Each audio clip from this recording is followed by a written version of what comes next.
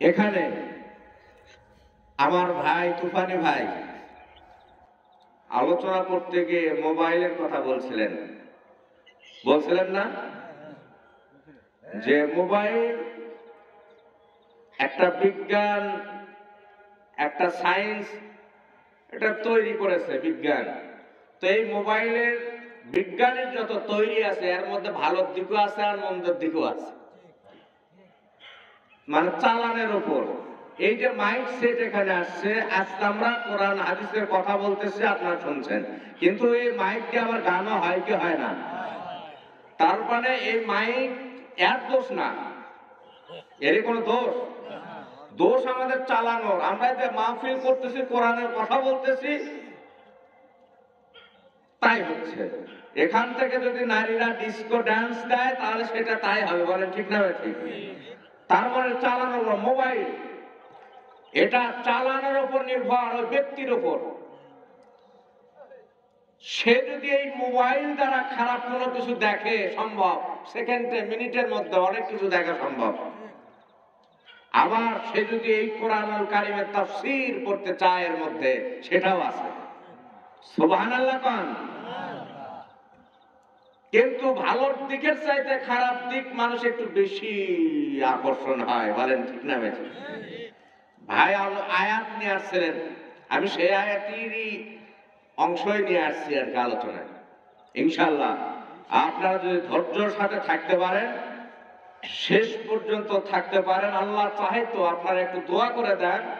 আমি তেমন কিছু জানি না, আমার কোনো জ্ঞান নেই, এলেম নাই, যদি একটু দোয়া খায়ের করে দেন, আল্লাহ যদি রহম করেন, দুই একটি কথা আমার মুখ থেকে যদি আল্লাহ বের করে দেন, তবে না আমি বলতে পারবো, বলেন ঠিক না ভাই ঠিক? আপনারা দোয়া করলেন তো ইনশাআল্লাহ? সবাই দোয়া করে দিয়েছেন ইনশাআল্লাহ? আল্লাহ রাব্বুল আলামিন তো এই বিজ্ঞান, এই যে একটা মোবাইল তৈরি করে দিয়েছে, কিন্তু এই মোবাইলের মধ্যে গেলেই আমি কিন্তু ইচ্ছা করে খারাপ জিনিস আনি না, এমনি আসে, অটোমেটিকলি চলে আসে। আমি এখন ওটা বাদ দিয়ে দেখতেছি, এটা আমার ব্যাপার। কিন্তু আর একজন ওর মধ্যে যে ঢুকলো, একটু দেখতেছে, আর একটু দেখি, আর একটু দেখছে, আর একটু দেখি, এরকম করতে করতে আমাদের যুব সমাজগুলো রাতের পর রাত তারা জেগে তারা অসুস্থ হয়ে যাচ্ছে, বলেন ঠিক না ভাই? আপনি মনে করতেছেন আপনার সন্তান সারা রাত থেকে পড়ে, আপনি আন্ডারের সেটটার হাতে দিয়ে দিয়েছেন, আপনি মনে করতেছেন আপনার সন্তান ঘুমাচ্ছে, শীতকাল কম্বলের মধ্যে ল্যাপের মধ্যে ঢুকে সে কি করছে এটা তো আপনি দেখতেছেন না। হযরত ইব্রাহিম আদহাম রাহিমাহুল্লাহকে একজন জিজ্ঞাসা করছিলেন,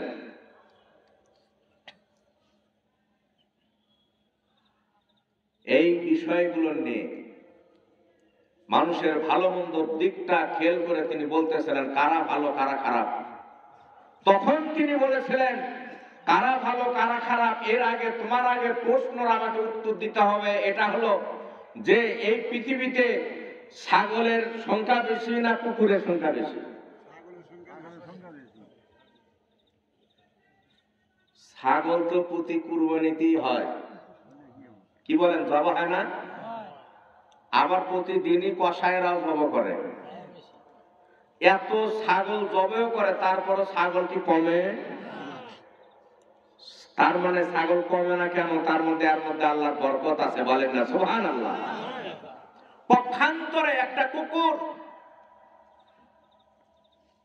দেখবেন, এই যে এইরকম সময় কুকুরের এই কিছুদিন আগে কাতি মাস বলে একটা কথা, ওই সময় নাকি কুকুরের উপদ্রব বেশি বাড়ে না এক একটা কুকুর 7-8টা করে বাচ্চা দেয়।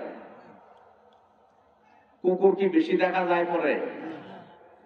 বলে এর কি নাই, এর মধ্যে বরকত নাই। কেন নাই? তখন তিনি বললেন এর কারণ হলো কুকুর সারা রাত জেগে থাকে, ফজরের যখন আযান হয়ে যায় কুকুর তখন ঘুমিয়ে যায়। ও আমার গাজীপুরের প্রিয় ভাইরা, লক্ষ্য করে দেখেন, ঠিক ওই রকম আজ আমাদের মোবাইল ব্যবহারকারী মানুষগুলো হয়েছে। সারাটা রাত ব্লু ফিল্ম দেখে মোবাইল ইন্টারনেটের মধ্যে প্রবেশ করে ওই যুবকটা ফজরের আজানের আগ পর্যন্ত সে মোবাইল টিপাটিপি করে। আর যখন ফজরের আজান হয়ে যায় সে কি করে? ঘুমে পড়ে। ওই যে কুকুর যে কাজ করলো আর এ করলো সমান হলো কিনা? আর আপনি ওই সন্তানের কাছ থেকে আপনি চাচ্ছেন সে কি আপনি মৃত্যুবরণ করলে কি কোরআন তেলাওয়াত করবে? সে আপনি মৃত্যুবরণ করলে কি আপনার কবরের পাশে গিয়ে বলবে রব্বিরহামহুমা কামা রাব্বায়ানি সাগীরা? বলবে? ও আমার প্রিয় মুসলিয়ান ভাইরা, আমার মা বোনেরা, আপনার সন্তানকে যদি আপনি সুন্দর করে সাজাতে চান, সন্তানটিকে যদি কোরআনের শিক্ষায় শিক্ষিত আপনি করতে চান, তাহলে আপনি সোনাই সোহাগা। কারণ একজন কোরআনের ছাত্র, একজন আলেম যখন হয়ে যাবে, ওই আলেম 10 জন জাহান্নামী ব্যক্তিকে সুপারিশ করে জান্নাতে নিয়ে আসবে। বলেন সুবহানাল্লাহ।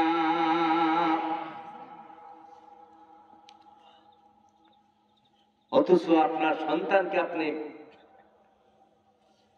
এই পৃথিবীর জাগতিক শিক্ষার জন্য, ম্যাথ পড়ানোর জন্য, ইংরেজি পড়ানোর জন্য, বায়োলজি পড়ার জন্য, অ্যানাটমি পড়ার জন্য, ফিজিওলজি, বায়োকেমিস্ট্রি, কমিউনিটি মেডিসিন, এই সমস্ত সাবজেক্ট গুলো পড়ানোর জন্য আপনার সন্তানকে কত মাস্টার দেন, শিক্ষক দেন পড়ানোর জন্য, কিন্তু আরবি কোরআন পড়ানোর জন্য কি ওই রকম করে হাফেজ সাহেবকে দেন? তা দেওয়া হয় না। ও আমার ভাইরা, আমি যদি কোরআনুল কারীমকে জিজ্ঞাসা করি, ও কোরআনুল কারীম, আমাদের ঈমানটা কেমন? এটা যদি আমরা জিজ্ঞাসা করি, আমরা ঈমানদার কিনা, আমরা প্রকৃতপক্ষে ঈমানদার কিনা, এটা যদি আমরা কোরআনুল কারীমকে জিজ্ঞাসা করি, কোরআনুল কারীম বলেন, সূরা আনফালের 2 নম্বর আয়াতের মধ্যে আল্লাহ রাব্বুল আলামিন বলেন, ইন্নামাল মুমিনুনাল্লাযীনা ইযা যুকিরাল্লাহু ওয়াজিলাত কুলুবুহুম ওয়া ইযা তুলিয়াত আলাইহিম আয়াতুহু যাদাতুহুম ঈমানাও ওয়া আলা রাব্বিহিম ইয়াতাওয়াক্কালুন।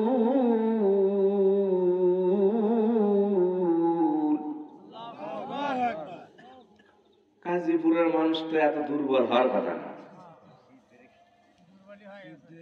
হ্যাঁ, একটু হাতটা উঠান তো সবাই বাবাজিরা, একটু হাতটা ভালোভাবে উঠান একবারে। একজন তাকবীর দেন তো দেখি।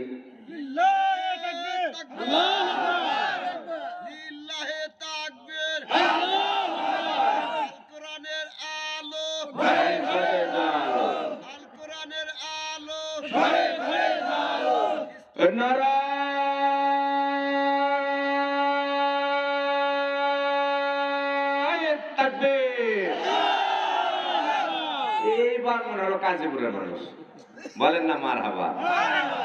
এইরকম ইসলাম মুসলিম তারা হুঙ্কার দিয়ে কথা বলবে, ওগুলান সুলসুতানি কথা কখনো বলবে। অত দুর্বল কেন হবে মুসলিমরা? কয়েকদিন আগে দেখছেন তো, দেখেন নাই? মুসলমানরা বুক পাতে দেবে, বদরের প্রান্তরে দেশে কি দেয় নাই? হ্যাঁ,